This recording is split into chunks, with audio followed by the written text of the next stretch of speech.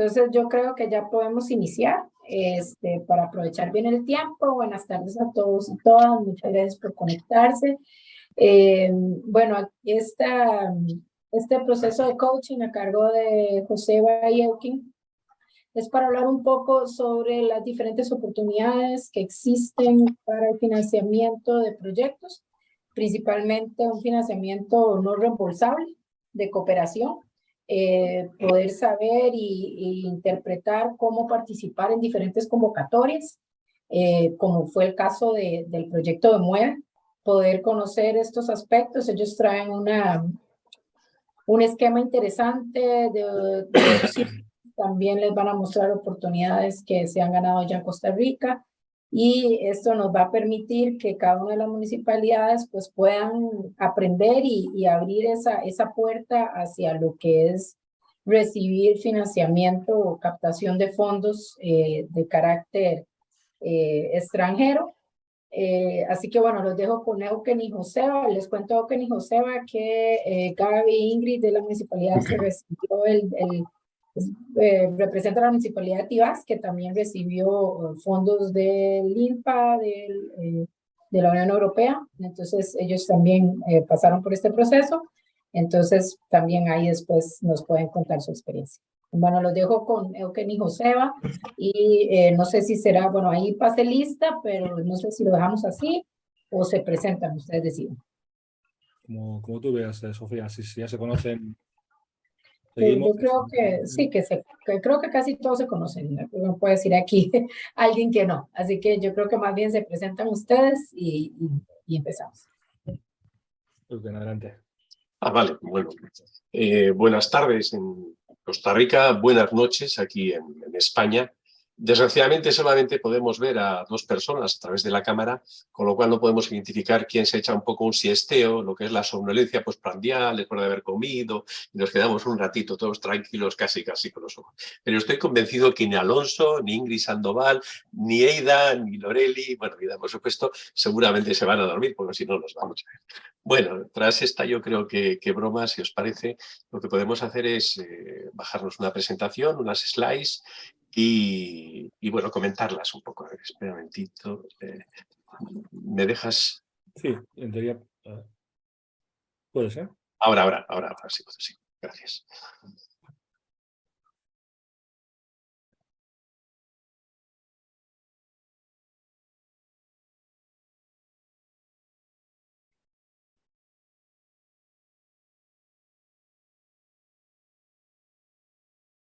Pues no sé, Joseba, no sé si... No veis, ¿no? No, estás compartiendo otra cosa, ¿eh? Espera, voy a dejar de compartir y vuelvo otra vez a intentarlo. Compartir pantalla. Ya está, ¿no? Ahora sí veis. Sí, correcto. Sí. Está mal, ¿eh? Esta es la última que hemos utilizado antes. Ahora vamos arriba y ya, si os parece, empezamos la sesión. Esta segunda sesión, ya que a la mañana, como bien sabéis, hemos tenido otra con vuestros colegas de otros cantones, de otras municipales, se centraba fundamentalmente en identificar proyectos siguiendo un poco la línea, la estela y los objetivos del propio proyecto MUEVE, en la cual habéis trabajado intensamente, en materia de movilidad urbana y sostenibilidad, pero también abiertos a otras posibilidades que en este momento se pueden encontrar, bien sea en los propios cantones al nivel de desarrollo de contenidos, o también en convocatorias o licitaciones que pueden ir surgiendo en el futuro, especialmente por parte de organismos e entidades, yo creo que internacionales, ¿no? Bueno, trasladaros que, como bien sabéis, porque algunos habéis participado además, a estas sesiones, a estas dos sesiones que tenemos ahora un poco más, si queréis, de coaching o de apoyo, le han precedido algunas más vinculadas a lo que eran webinars, ¿no? Con lo cual sí nos gustaría dar un cierto cambio, un cierto giro a lo que era la metodología, dado que las anteriores sesiones tenían un carácter más explicativo, descriptivo, y que en cierta manera la participación, lógicamente, era mucho más baja, a excepción de las preguntas que se formulaban al final la exposición por parte de la exposición de los ponentes. En este caso concreto, yo creo que si os pediríamos, y especialmente en la sesión presencial en San José, sobre todo vuestra colaboración y vuestra participación.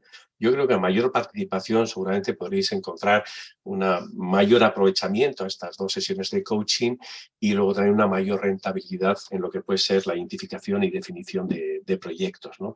Somos un grupo muy reducido comparativamente con algunas webinars que han llegado a los 80 participantes, con lo cual yo creo que seguramente el diálogo, las cuestiones, hasta los propios debates puede ser mucho más fluido de lo que se ha producido en las anteriores sesiones. Si bien es cierto que hoy tiene el carácter de la sesión de hoy, tiene un carácter más, si queréis, identificativo, descriptivo y sobre todo culminaremos la sesión de hoy en la formulación de una ficha, en la cual seguramente podáis ya introducir datos, introducir contenidos para luego, bueno, verlos colectivamente, analizarlos colectivamente en la sesión del jueves que viene, el jueves 23, que ya tendrá un carácter presencial y estaremos todos, yo creo que en San José.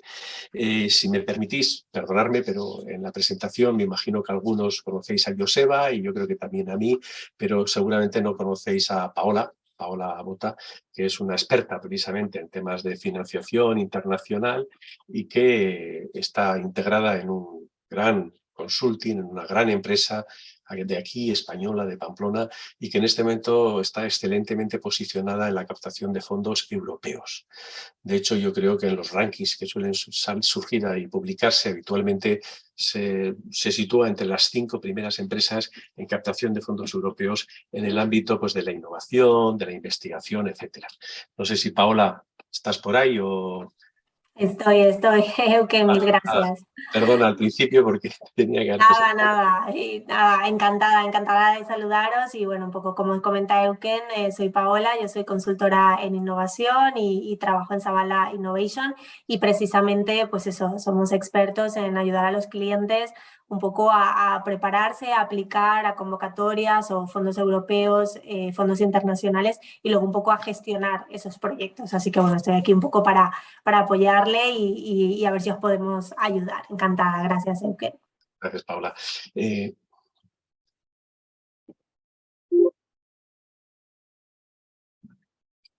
Bueno, y la primera pregunta que nos podemos seguramente realizar o cuestionar está basada en un dilema o en un, yo creo que silogismo bastante viciado y es algo que siempre se ha planteado el ser humano en diversas etapas y es ¿qué fue primero, el huevo y la gallina? ¿No? Y ha habido sesudas reflexiones en este ámbito y parece que todo el mundo se decanta fundamentalmente para entender que fue primero el huevo y que posteriormente de ahí surgió, yo creo que la gallina, ¿no?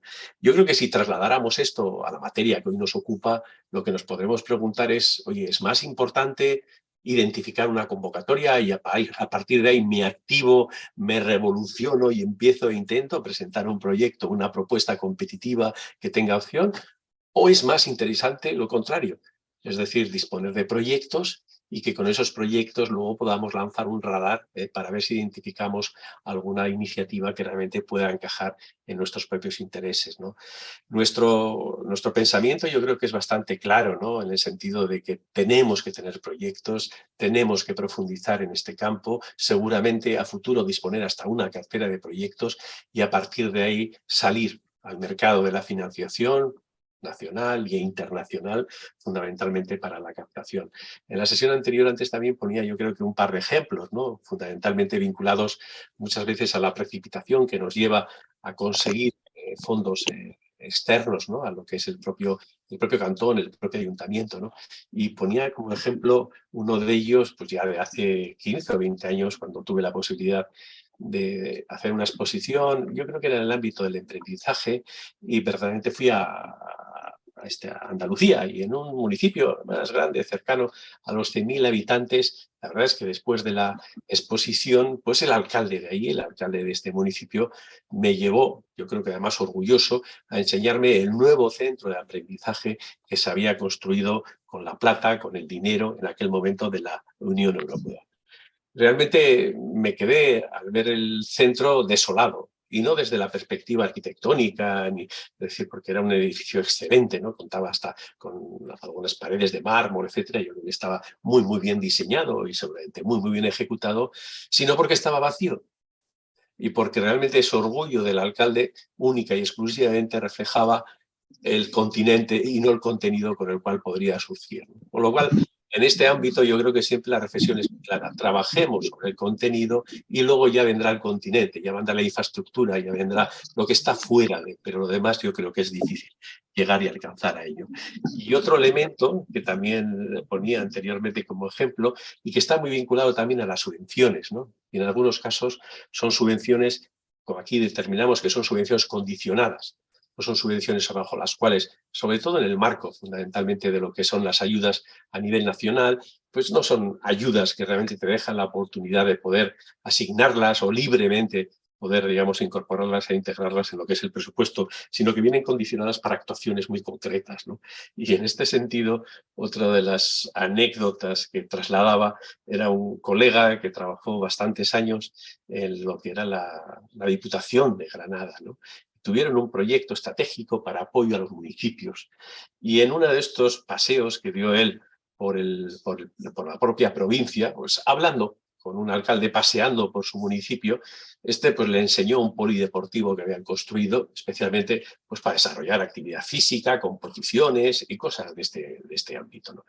Entonces le preguntó claramente, ¿qué, señor alcalde? ¿Estará usted entonces contento, ¿no? Con estas instalaciones, yo creo que tan modernas, y la gente podrá estar físicamente en forma? Y este hombre, pues al final le acabó confesando, diciendo, mire, oiga, el polideportivo está muy bien, pero nosotros lo que realmente necesitábamos era una biblioteca. Porque la edad media es muy alta, elevada, y podemos tener otros mecanismos para hacer deporte, poner en forma, pero realmente era muy necesaria la biblioteca. Lo que pasa es que la convocatoria que surgió únicamente financiaba polideportivos y por eso pues hicimos un nuevo polideportivo. Bueno, esto en cierta manera quiere reflejar esta especie de falta de sintonía entre lo que realmente queremos hacer y realmente las oportunidades que en este momento tenemos a nivel de financiación, ¿no? Y por último, de cara sobre todo a fortalecer más este dilema que se plantea entre las convocatorias y la propia elaboración, desarrollo del proyecto, pues apoyarme obviamente en un filósofo cordobés como fue Séneca, que como bien conocéis todos y sobre todo los que habéis trabajado mucho en la planificación estratégica, siempre se determinaba que no había vientos favorables para aquel que no sabe a dónde va. Si nos permitís la posibilidad de parafrasear a este famoso y reconocido filósofo, podríamos decir que no hay convocatorias favorables para aquel que no dispone de proyectos, ¿no? Y esto, en cierta manera, arroja luz a lo que va a ser la presentación. Hoy en día tenemos una gran amalgama, un importante ecosistema de organizaciones e instituciones que precisamente gestionan o generan recursos económicos para posibles subvenciones a fondo perdido o no reembolsables o reembolsables, o también de licitaciones, como es la Unión Europea, como el propio Banco Interamericano de Desarrollo, como el Banco Mundial, como puede ser ONU Habitat, por supuesto la CAF, la ECID, la GIZ, anteriormente GTZ, la GEF, bueno, y otros muchos que seguramente no hemos incorporado, con lo cual, en cierta manera, creo que las estelas que convergen en el sentido de posibles oportunidades pues pueden ser muchos a nivel de instituciones, otra vez que bajemos un poco más allá, ¿no? En este sentido, yo creo que tendríamos que superar probablemente esta dicotomía que planteaba anteriormente. ¿Qué ocurre? ¿Cuál es generalmente el procedimiento, el proceso que se empieza a articular en el caso de estar guiado o estar motivado específicamente o especialmente cuando se publica una convocatoria? Lo primero, la precipitación. Hay poco plazo, tenemos que disponer de elementos y de contenidos en un tiempo muy limitado y eso nos lleva mayoritariamente a desarrollar en muchas ocasiones propuestas muy poco coherentes, yo diría casi hasta incoherentes. ¿En qué sentido? En el sentido que hay casi una adaptación total, una situación de mimetismo hacia los criterios que se formulan en la propia convocatoria, ¿no? Y nos alejamos bastante de lo que es fundamentalmente la realidad, nuestros proyectos, las estrategias, digamos, a nivel regional o a nivel municipal o a nivel cantonal, ¿no? Y esto yo creo que es crítico y muy importante. En este sentido, yo creo que otra fase también importante aquí sería la búsqueda de socios. tenemos que salir al mercado relacional intentando localizar a alguien que pueda adscribirse, adherirse a nuestro proyecto, ¿no? Y esto, como creo que es bastante conocido, especialmente en Europa, es, si me permitís la similitud, es como si salieras a buscar una novia o como si salieras a buscar un novio. En el sentido de, esto es una incógnita luego cómo va a surgir, pero lo necesito porque tengo que presentar en este evento la convocatoria, ¿no? Entonces, esto conlleva ciertos compromisos a futuro que pueden llevar a mal puerto en caso de que ese proyecto se pudiera aprobar, ¿no? Con lo cual, seguramente necesitamos relaciones más consolidadas, no sé si matrimoniales o familiares desde la amplitud en este evento y gama de diversidad que existen, pero relaciones que estén ya un poco contrastadas, constatadas, que realmente funcionan, ¿no?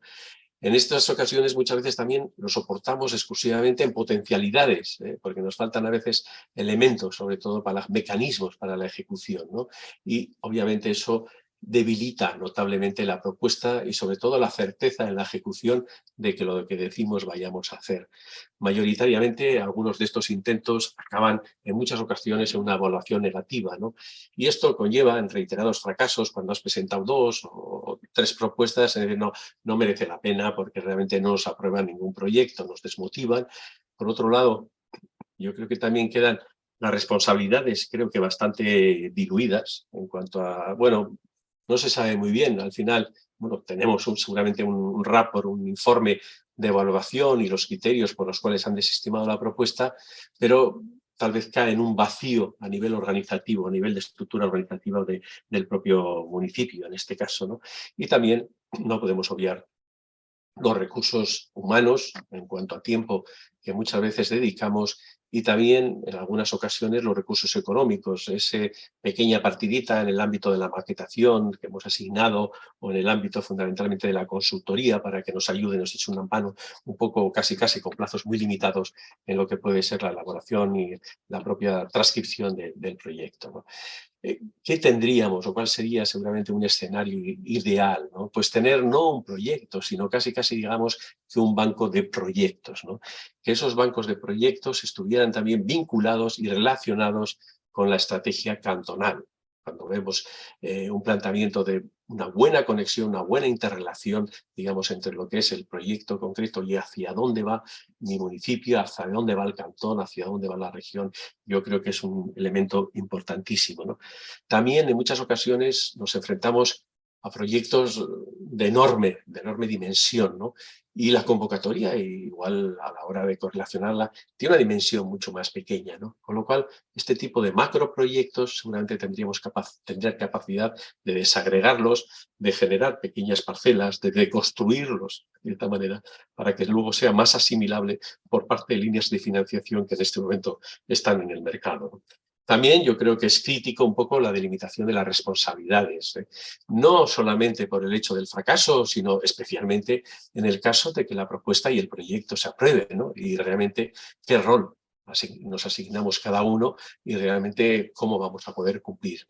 La alianza y búsqueda de socios, yo creo que también es un tema crítico, pero no cuando haya una convocatoria, sino casi previamente, ¿no? Yo recuerdo muchas ocasiones cuando hace años ya presentábamos proyectos prácticamente bajo esta línea de trabajo. Una convocatoria, nos activábamos todos y empezábamos a trabajar. Hoy en día cualquier convocatoria que vaya a surgir la puedes tener que trabajar 6 meses o un año antes, pensando que igual tienes que constituir o construir un consorcio de carácter internacional a nivel de socios o de partenariado y que mucho antes de la propia convocatoria ya tienes que empezar a negociar en el tema del liderazgo como socios, cuál va a ser su rol y también, lógicamente, qué distribución aproximada podría haber de los recursos que se asignen en función de tu condición de socios, ¿no? Entonces, a partir de aquí yo creo que habría que profundizar también en tener pues un pequeño vademecum o tener, no sé, una pequeña banco también en este evento de socios con los cuales podamos colaborar.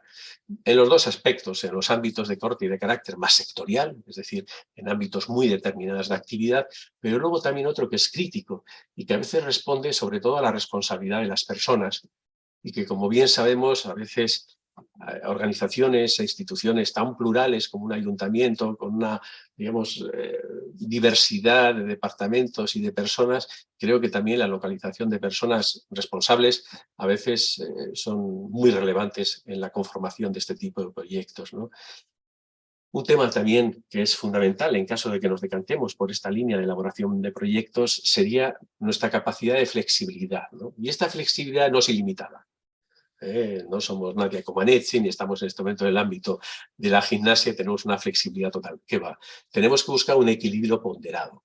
¿Dónde está la ponderación? Fundamentalmente a ver en qué punto de la curva realmente se pierde, digamos, la posibilidad del proyecto y recala, en definitiva, en dar respuesta a la propia convocatoria. Lo que antes les decía, pues, un polideportivo, no. O sea, ¿dónde está ese punto medio, ¿no? Es decir, polideportivo sí, polideportivo no, o sobre todo, en muchos casos, y además en los topics que vamos a analizar, en las áreas que vamos a analizar, existe todavía una policromía mucho más avanzada, con lo cual yo creo que hay que buscar ese punto medio, esa flexibilidad, esa adecuación a lo que pueden ser los criterios fundamentalmente que se publican, pero al mismo tiempo sopesar, ponderar en definitiva los beneficios que van a acarrear especialmente a nuestra entidad, a nuestra institución, ¿no?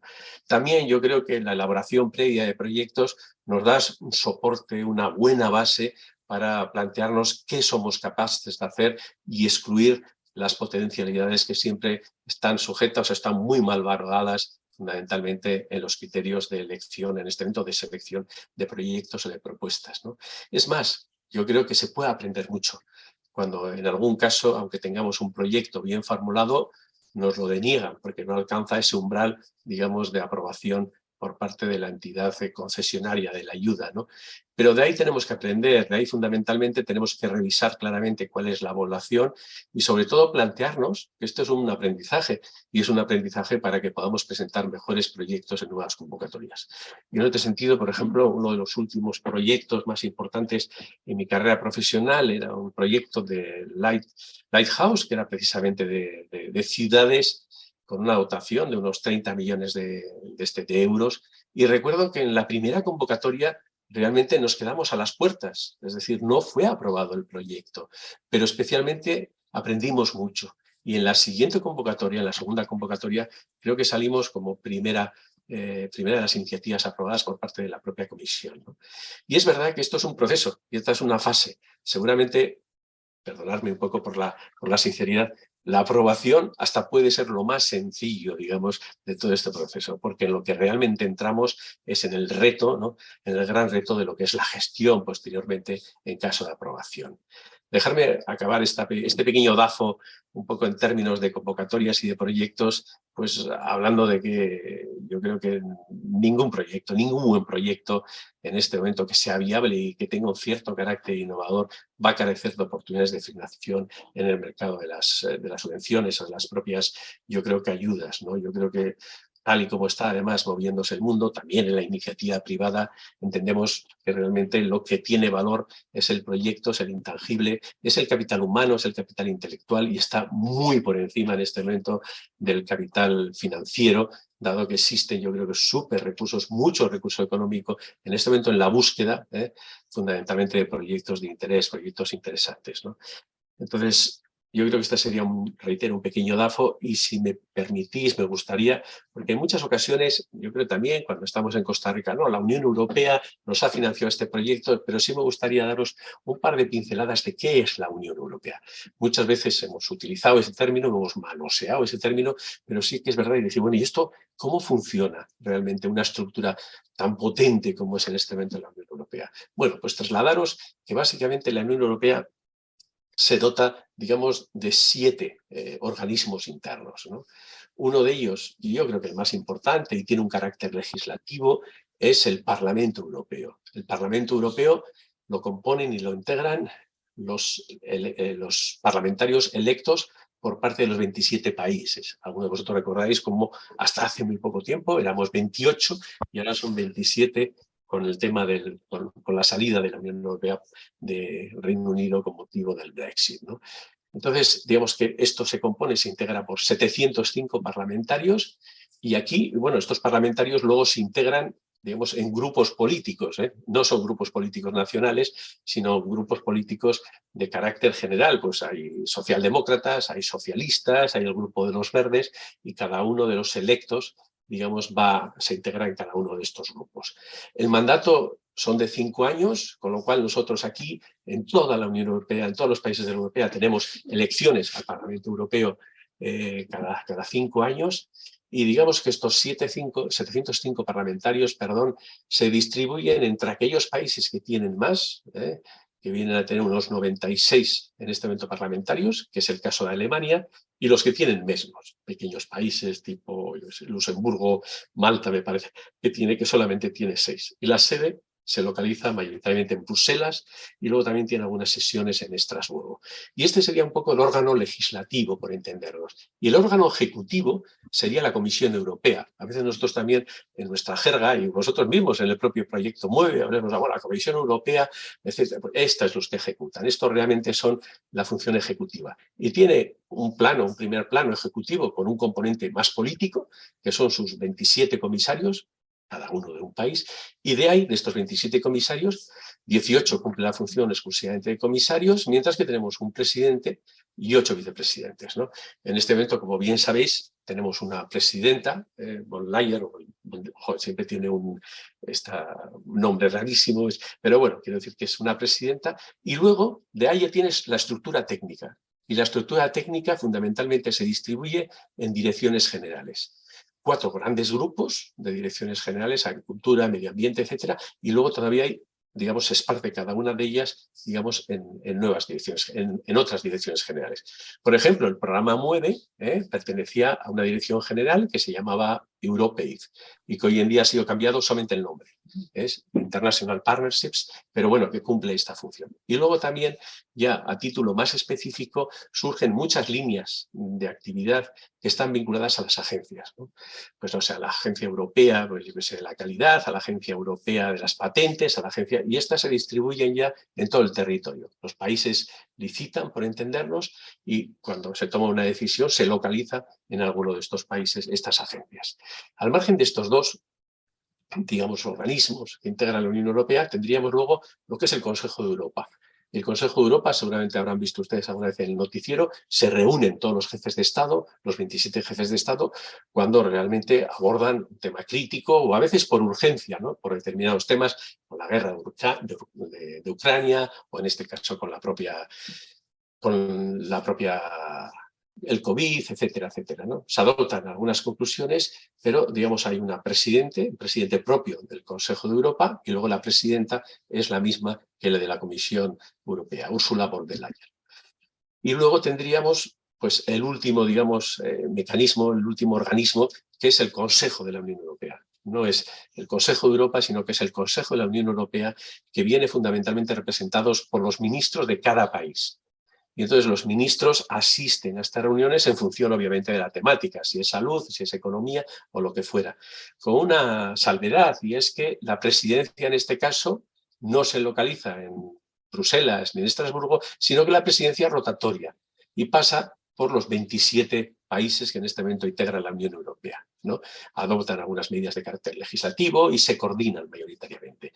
Tiene importancia esta presidencia y, de hecho, creo que también lo comentábamos anteriormente, España ostentará la presidencia del Consejo de la Unión Europea en julio de este año, del 2023, y luego también ha surgido un compromiso de promover una gran cumbre en este momento con Latinoamérica, y Centroamérica y Caribe, para generar una especie de agenda que pueda dar un mayor impulso realmente a las relaciones en este momento entre Europa y el LAC.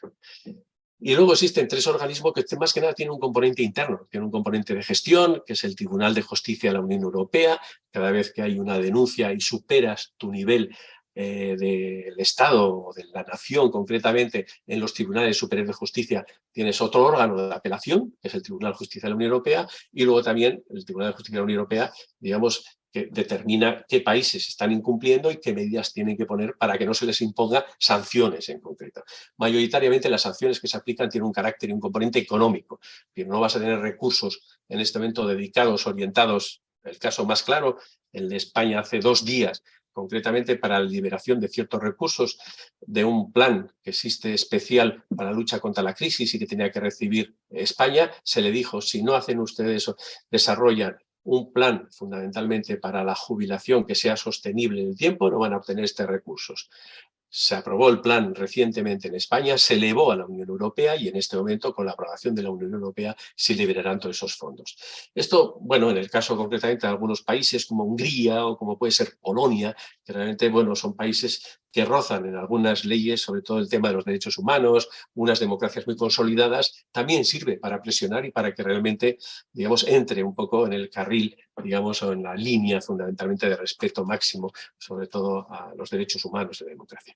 Existe otro instrumento, que es el Banco Central Europeo, y este fundamentalmente rige la política económica y monetaria. Es el que plantea el euro como divisa a nivel internacional. Ha tenido en este momento una actuación importantísima a la hora, sobre todo, de distribución, sobre todo de euros, de mucha moneda y de mucha divisa, fundamentalmente a los bancos en general de toda Europa, con lo cual en este momento casi podríamos hablar de un de un exceso de liquidez económica, con lo cual cuando vamos a los bancos mayoritariamente los tipos de interés son muy reducidos porque hay suficiente dinero de sobra, concretamente en los bancos. Y finalmente el Tribunal de Cuentas Europeas, que por buscar una cierta similitud sería la Contraloría de ustedes, en la cual fundamentalmente analizan los temas, la gestión de ingresos y gastos de cada una fundamentalmente de los países, y luego pues a veces hay inspecciones realmente muy duras en lo que es la gestión económica. De hecho, hay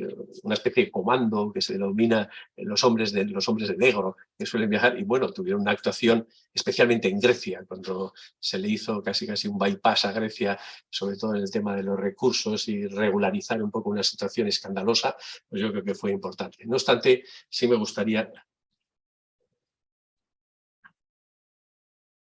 acabar tras este pequeño panegírico, pues hablando de una frase que utilizó un filósofo, es un filósofo además de aquí, de nuestro país, del País Vasco, de Bilbao, Daniel Innerarity, que es una de las personas, yo creo que una de las personas reconocidas a nivel internacional como uno de los 25 grandes pensadores en este momento del mundo, y él hablaba que Europa es la única experiencia de la historia del mundo de una democracia supranacional. Bien, esto sería un poco a nivel organizativo y de distribución de funciones, pero al final, ¿cómo se formulan los recursos? ¿De dónde surgen realmente los recursos de la Unión Europea, ¿no? Pues surgen en términos de programas en periodos bastante amplios. Los programas vienen a ser de 7 años en esta última, digamos, en estas últimas décadas, ¿no? Por ejemplo, tuvimos un programa, lo que ellos se denominan el MFP o el Marco Financiero Plurianual, que va del 2007 al 2013, otro del 2014 al 2020 y el nuevo, el que se ha aprobado, del 2021 al 2027, en el cual en este momento estamos, yo creo que viviendo, ¿no? En términos también económicos, ¿cuál es el presupuesto total? Pues básicamente la Unión Europea manejaba un billón de euros en el 2007-2013, aproximadamente unos 950.000 millones entre el 2014 y 2020, y se produce un gran incremento concretamente en este periodo, en el 2021-2027, con una aprobación de un presupuesto de más de 1.743.000 euros, pero podemos también integrar ahí una partida adicional de 750.000 millones, orientado fundamentalmente a paliar específicamente el impacto inicialmente del COVID y posteriormente de la gran crisis que estamos padeciendo por la guerra de Ucrania, por la inflación que se está produciendo. A partir de aquí decir, bueno, ¿y estos recursos de dónde surgen, ¿no? ¿Cómo podemos entender e interpretar adecuadamente cómo funciona el planteamiento de ingresos y gastos, ¿no? Entonces, los ingresos mayoritariamente vienen de los propios países miembros. Las donaciones obligatorias que tienen que realizar a partir de la renta nacional bruta. Aproximadamente viene a representar en cada uno de los países el 1,4% de la renta nacional bruta. Este es el ingreso más importante que conforma el presupuesto comunitario, el presupuesto de la Unión. También reciben los derechos de aduanas. Claro, ya no tenemos aduanas internas. Como bien sabéis, los principios que en este momento han orientado fundamentalmente a la Unión Europea ha sido la libre circulación de personas, de bienes y de servicios. Y en este momento los derechos de aduanas se realizan con, digamos, aduanas, con fronteras exteriores, por entendernos, ¿no? Lo que es fundamentalmente el tráfico intracomunitario. Entonces, a partir de aquí se recibe también parte del IVA, que es nuestro impuesto de valor añadido, que lo recaudan mayoritariamente los estados, pero que también una parte va a este fondo, al marco financiero plurianual, y por otra parte un nuevo impuesto que ha surgido recientemente y que directamente lo recauda la Unión Europea, que son sobre los plásticos no reciclados, ¿no? Aparte de eso, yo creo que además es un hito en lo que ha sido el modelo financiero de la propia Unión Europea. Por primera vez el año pasado, el 2021, creo que fue, surgió la posibilidad de que se endeudara la Unión Europea, cosa que no la había hecho nunca, y surgieron unos eurobonos como deuda pública, pero generada desde la propia Unión Europea, ¿no? A partir de aquí, decir, ¿quién es el país en este momento que más aportación da a la Unión Europea? Alemania, seguido de Francia y de Italia. Y luego sí me gustaría destacar este programa específico que os comentaba antes, que es un programa, se llama el MRR, Mecanismos de Recuperación y Resiliencia, que es el Next Generation y que va a absorber mayoritariamente estos 750.000 millones extraordinarios, digamos, dentro de este periodo 2021-2027. Irán mayoritariamente orientados a créditos reembolsables y a transferencias no reembolsables, ayudas a fondo perdido, por entendernos. ¿Qué criterios en este momento está siguiendo para este periodo de programación nuevo en cuanto a contenidos? Un tema crítico y que absorbe un monto importante de estos recursos sería la recuperación ecológica. Aproximadamente estaríamos hablando de un 30%, la transformación digital y la innovación sería otro, y luego la cohesión económica, social y territorial. No podemos obviar algo muy importante y que casi desde su constitución, allá en el año 1957, uno de los temas críticos que siempre han estado encima de la mesa es cómo podemos llegar a alcanzar una mayor cohesión fundamentalmente de carácter territorial. Y de hecho, hoy en día existen múltiples, yo creo que fondos que tienden fundamentalmente hacia un equilibrio o hacia una compensación interterritorial. Es decir, dotar de más de recursos a aquellos territorios, aquellas regiones que en este momento están por debajo de la media de los países comunitarios, ¿no? O de las regiones, mejor dicho. Porque un tema importante también por parte de la Unión Europea ha sido el criterio de regionalizar, ¿no? Algo que inicialmente generó mucha confusión y también yo creo que mucha tensión con los propios países, en el sentido de que igual podían perder algo de fuerza y de peso, pero ciertamente yo creo que en este momento los indicadores absolutamente económicos, sociales, están desagregados. Siempre los tenemos, por lo menos a nivel territorial, en el marco de la Unión Europea, con lo cual nos vale entender que en España, con todas las regiones que existen, hay regiones que se benefician mucho más de estos recursos porque están en una situación más deteriorada. No sé, puedo decir Andalucía, puedo hablar en este momento de Extremadura o algunas otras regiones que otras, como por ejemplo Madrid, el País Vasco o Cataluña, que realmente no reciben, digamos, tantos recursos que estos otros. Y luego, por último, hablar de un gran objetivo que está presente, yo creo que prácticamente en todo el marco financiero plurianual 2021-2027, que es la acción por el clima, la neutralidad climática. Estos objetivos, y parece que yo creo que vamos camino de poder alcanzarlos y conseguirlo, establecería en el 2030 que reducir en un 50% las emisiones de CO2 y para el año 2050 emisiones cero. Esto que puede parecer, yo creo que una entelequia, seguramente si viajamos un poco por Europa, yo recuerdo, por ejemplo, países como Dinamarca, en este momento tienen establecidos casi en el 2025 las posibilidades de acercarse ya a lo que puede ser una emisión cero de CO2 a nivel de neutralidad climática, ¿no? Y además es un objetivo que lo comparte desde la nación, por los ayuntamientos, los empresarios. A veces cuando te vas a países como estos, como Dinamarca, lo primero que ves en cualquier presentación, estés con una entidad privada o pública de rango municipal o de rango nacional, lo primero que es Dinamarca, emisiones cero para el 2025. Bueno, es una brecha de lanza de los países más avanzados en este ámbito, digamos, de carácter climático.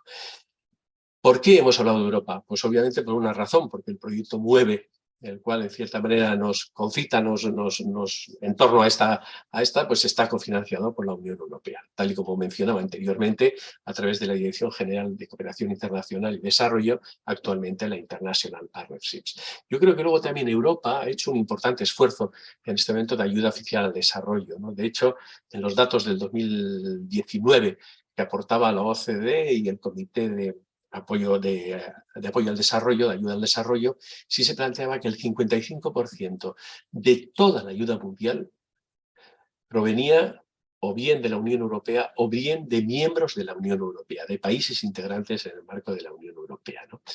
Y luego yo creo que esto tampoco es una realidad, digamos, exclusivamente de cooperación. Cooperación, yo digo en términos más nihílicos de aspiraciones, yo creo que no cargadas también de posicionamiento geoestratégico, geoeconómico, y obviamente Europa, y en los papers que a veces circulan interiormente, sí existe que tiene que tomar un papel o una contraofensiva diplomática, especialmente de carácter comercial, con América Latina y el Caribe, ¿no? Y frenar en cierta manera, especialmente en este momento, el avance de China, ¿no?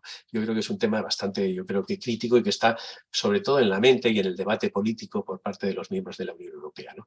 Y luego con Rusia, que seguramente estará perdiendo peso en este momento, pero sí, yo creo que hay muchas voces que se alzan que en el futuro parte de las fuentes de energía que provienen en este momento de Rusia, pues igual se pudieran encontrar en este momento en Latinoamérica, ¿no?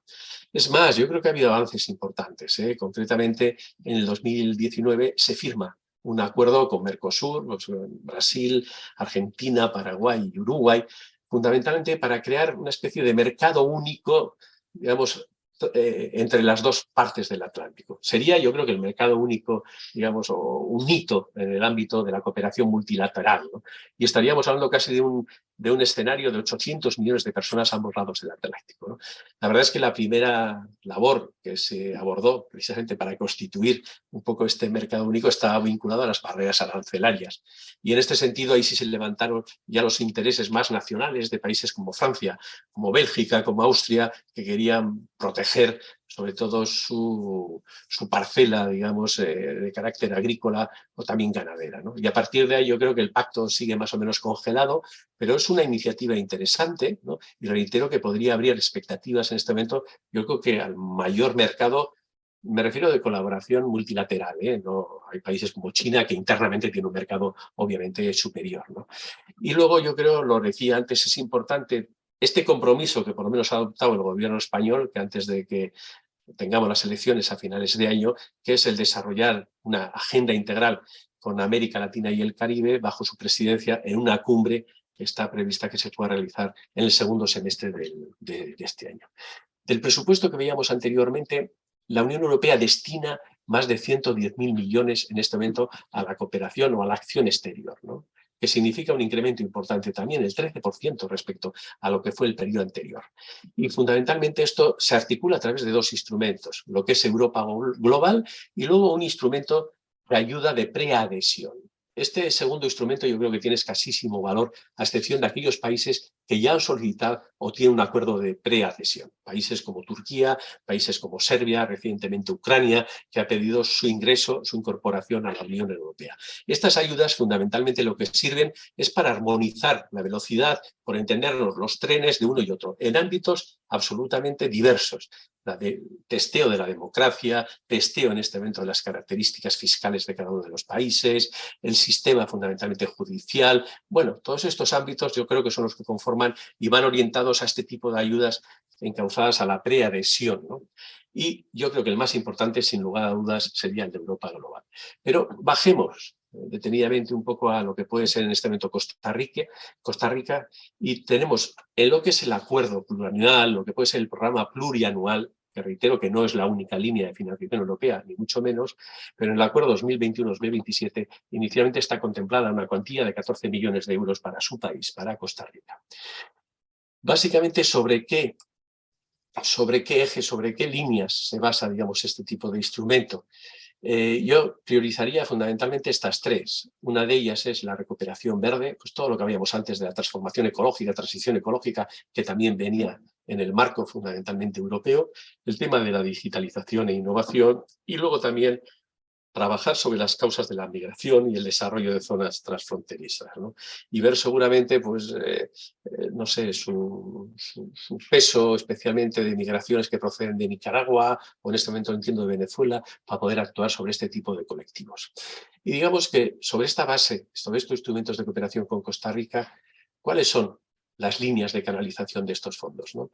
Pues básicamente son tres. Una primera sería el Team Europe, que es iniciativas de un equipo Europa. Esto surge al final de unos proyectos durante el periodo de la COVID que hoy en día han sido trasladados a acción exterior.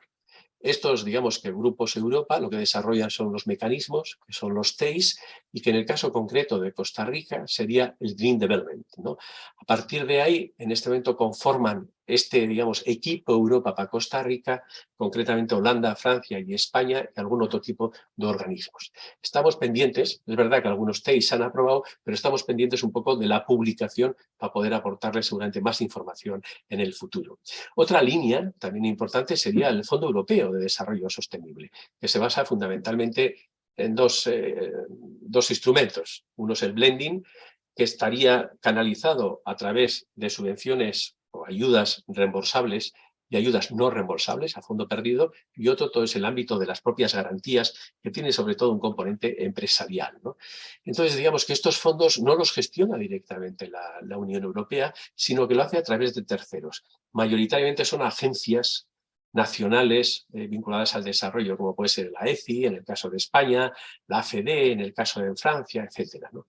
Y por último tendríamos lo que comentábamos anteriormente, estos 14 millones que seguramente están o están siendo en este momento canalizados o gestionados a través de este instrumento de cooperación técnica, este programa multianual que tiene con Costa Rica, ¿no? A través de tópicos o proyectos concretos. Nuevamente estamos un poco pendientes de la posible publicación.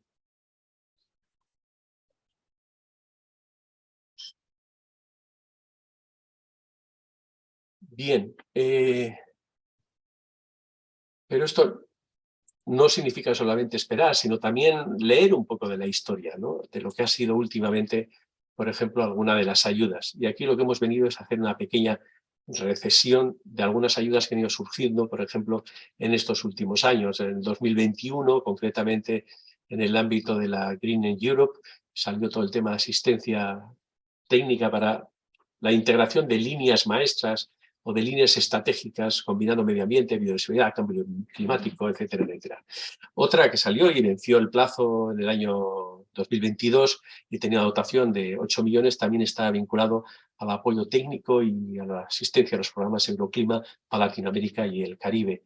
El propio programa Invest Verde, ¿no? Que tiene una aplicación en Latinoamérica que está coordinado por la FIAP y están en muchos casos también canalizados para orientados hacia la transición verde de pymes, ¿no? Gestión de fondos para proyectos innovadores entre organizaciones de ambos lados, en este evento de ALC y de la Unión Europea, pero también, en este caso, el ALINVEST puede abrir un ámbito de participación a lo que puede ser el sector público, políticas públicas, marcos legislativos, el fomento de toda la cadena de valor, especialmente en el campo de las agriculturas, ganaderías, sectores fundamentalmente el primario, ¿no? Creo que también tiene aquí una buena representación.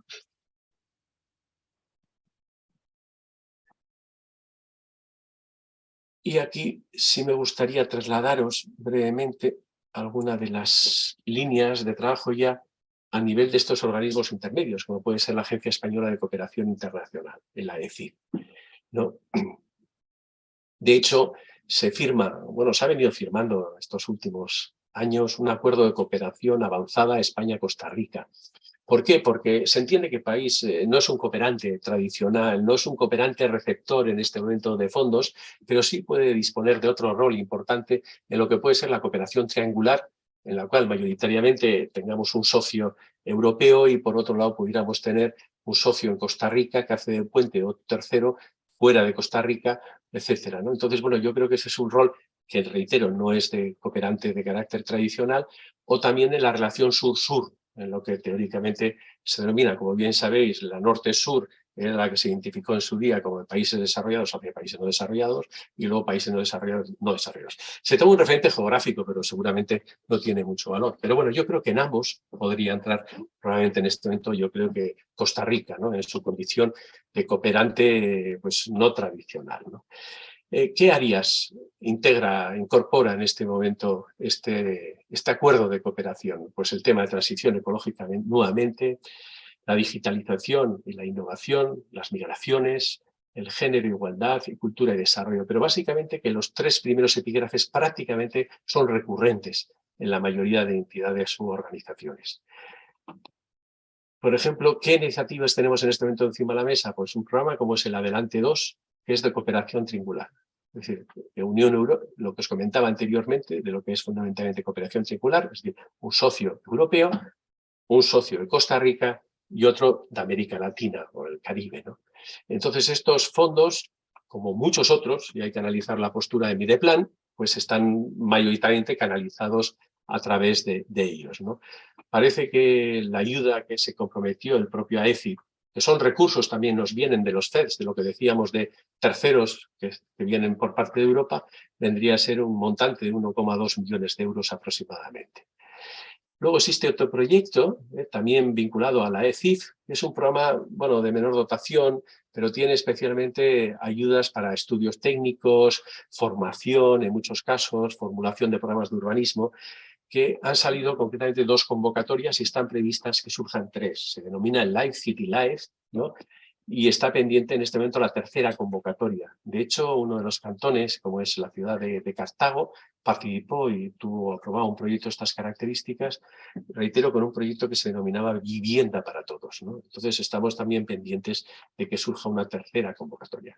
Y ya creo que en el campo de la ECIF, y seguramente con un criterio mucho más anecdótico, existe algún concurso para presentar proyectos, pero son concursos, en este caso, un poco ideas, está muy vinculado a ideas para una transformación urbana sostenible. Hay dotaciones bastante exiguas, como pueden ser 15.000 euros al que ganara este concurso, 10.000 y 5.000, es decir, a los 3 primeros, digamos, que hubieran resultado ganadores. Este es un fondo interesante y seguramente muchos de vosotros los conocéis, y si no lo conocéis directamente estáis viendo cuál es la aplicación seguramente de algunos de sus proyectos, ¿no?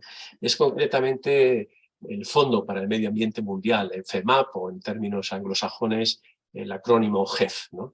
Es el mayor fondo fiduciario intergubernamental, es decir, hay muchísimos en este evento socios de carácter público, de carácter privado, sociedad civil, etcétera, etcétera, ¿no? Tiene su sede en Washington, ¿no? Y tiene realmente muchos recursos. De hecho, ha donado, yo creo que hasta la fecha, unos 20.500 millones de dólares y ha participado en proyectos de cofinanciación, han arrastrado, digamos, su aportación cerca de los 112.000 millones, ¿no? Parece, y según las declaraciones que se planteó pues, hace unos meses en Costa Rica, que podría beneficiarse el país de unos 90 millones aproximadamente de dólares en los próximos 4 años, orientados fundamentalmente a la lucha contra el cambio climático y a la protección de la biodiversidad. Yo creo que hay un elemento aquí también muy, muy relevante, y es el hecho de todo lo que puede ser el pressing o el lobby, ¿no? De hecho, el actual presidente y CEO, con ambas figuras se concentran en la misma persona, recae en Carlos Manuel Rodríguez, que fue precisamente exministro de Ambiente y Energía de Costa Rica, ¿no?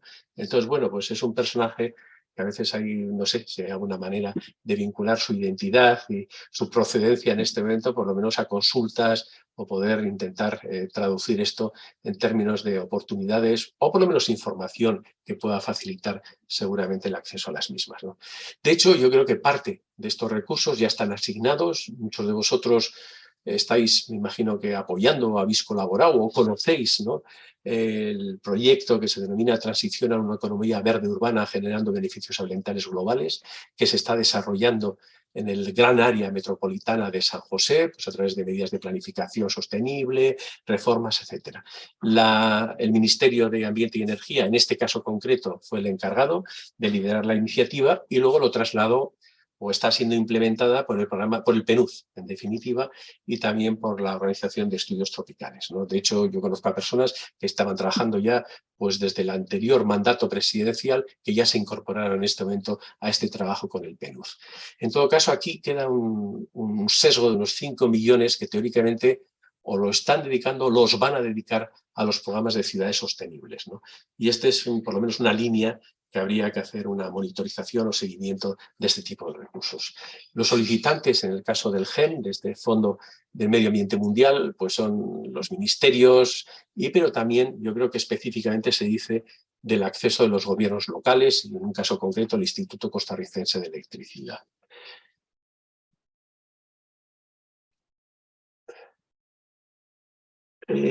Aquí lo que hemos lo que hemos propuesto son 2 convocatorias que están pendientes de publicación, que se formalizarán, son licitaciones concretamente del Banco Interamericano de Desarrollo, del BID, uno de ellos relacionado con la movilidad urbana, pero más tendiente probablemente hacia el tema de seguridad, de control de velocidades en los ámbitos urbanos, infraestructuras viales, no sé, no tiene mucha dotación, ¿no?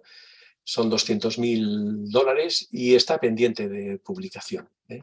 También otro específicamente para San José, y está relacionado especialmente a los modelos de integración en este momento de los sistemas para el usuario, sistemas de pago, sistemas multicanal, etcétera, etcétera, para mejorar un poco el servicio, la prestación del servicio de cara a la ciudadanía general. Tampoco se ha publicado, pero está pendiente que probablemente se publique en poco tiempo. Aquí también, a nivel un poco identificativo, pues existe una manifestación de interés que planteó el Banco Mundial.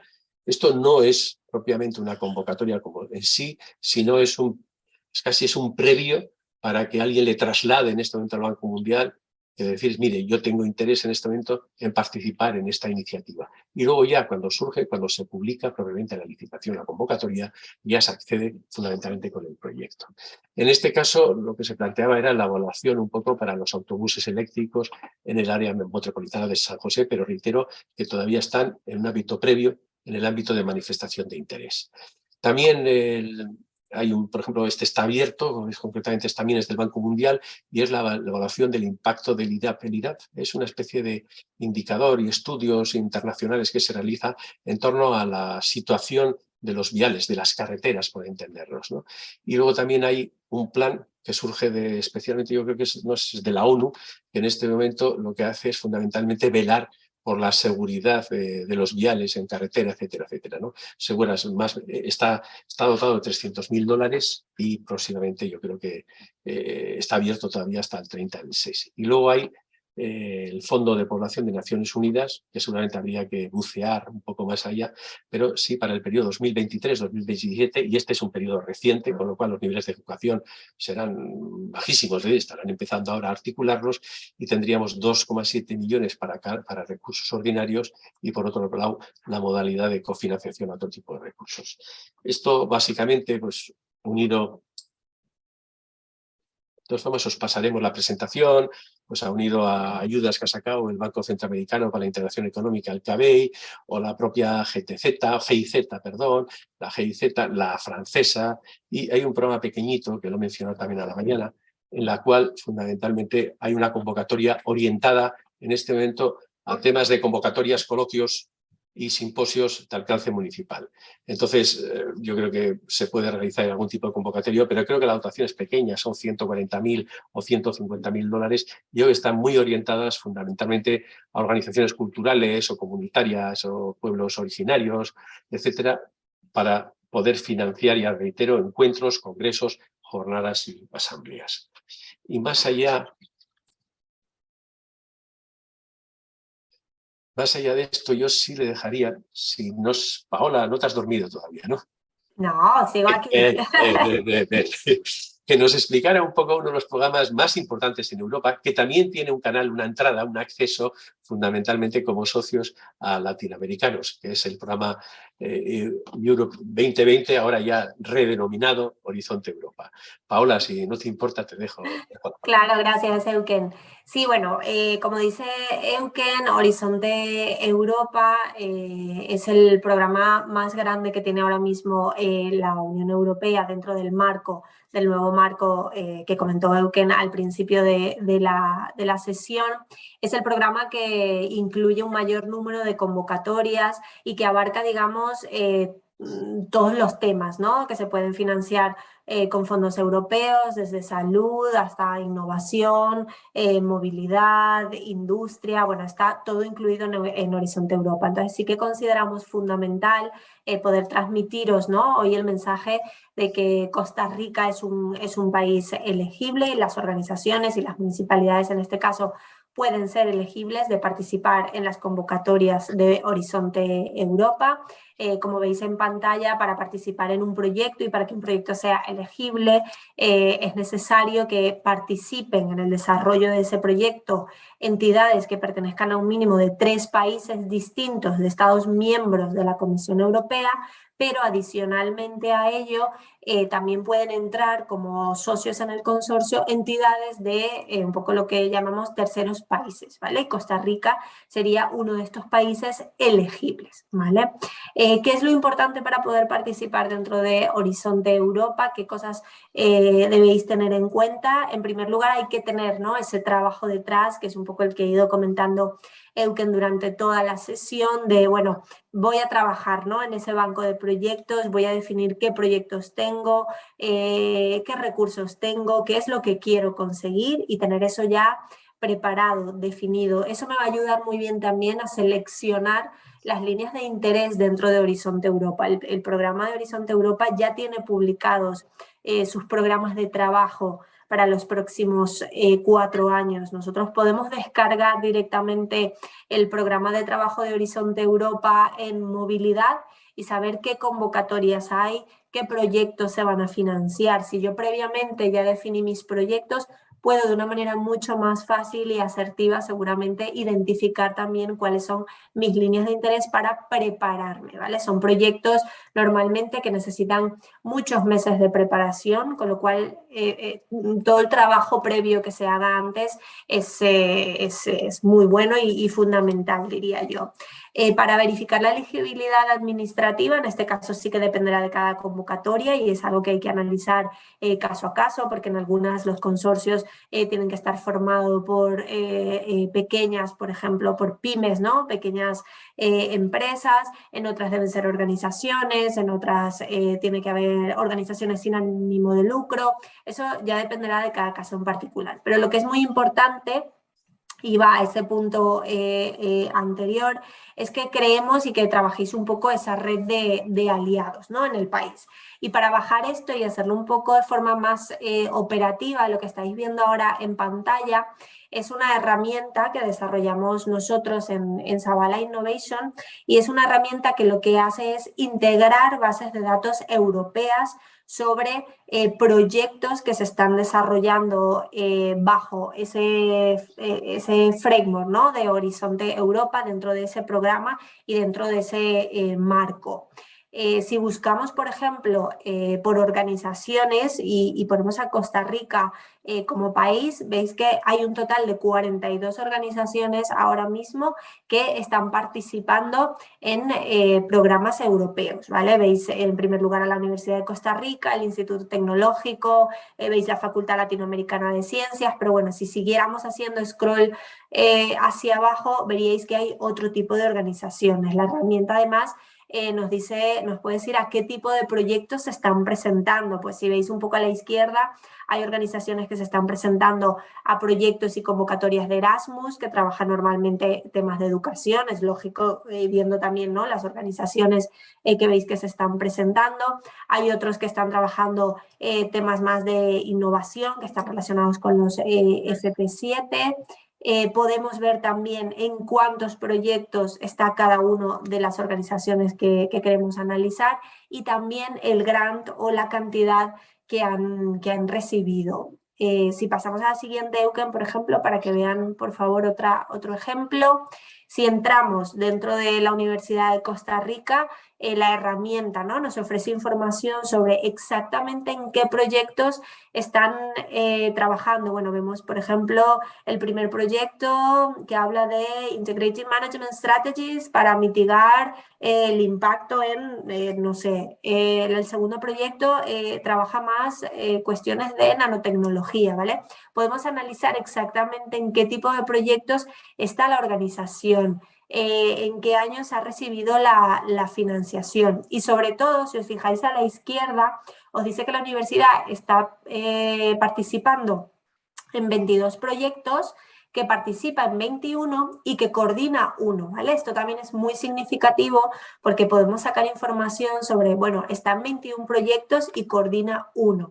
Esto significa que quizás, y era un poco lo que os decía Euken también al principio de la sesión, al principio no se puede coordinar o ganar quizás directamente un proyecto, pero sí se puede participar en proyectos, sí se puede recibir financiación. Entonces, por eso es tan importante que se trabaje esa forma de red de aliados, socios internos, externos, europeos, locales del propio país o en Latinoamérica, que encontréis organizaciones que estén ya formando parte o aplicando a convocatorias de Horizonte Europa o de otros organismos multilaterales que os puedan ayudar un poco y también abrir la puerta para aprender, ¿no? a aplicar a estas convocatorias y a ganar estos proyectos. No sé si, creo que en la siguiente tenemos otro ejemplo también.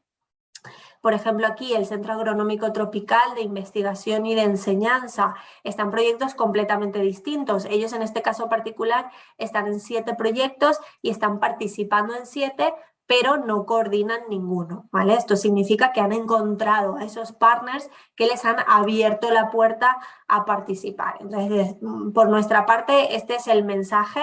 Era un poco en la sesión de la mañana hablábamos y decíamos que, bueno, es cierto que es un mercado muy competitivo y sobre todo que hay que prepararse antes con ese desarrollo, esa definición de los proyectos, ese trabajo de crecimiento y de formación de la red de aliados para luego poder tener acceso. Por nuestra parte, yo os animo a utilizar Kaila, tenéis el link en la presentación que os va a facilitar luego Euken y Joseba. Y exacto, ahí es una herramienta, creo que el primer mes o los 2 meses son gratuitos y os puede ayudar operativamente a entender mejor quién está ya en el mercado de las convocatorias, a quién os puede ayudar, a quién podéis pedir ayuda y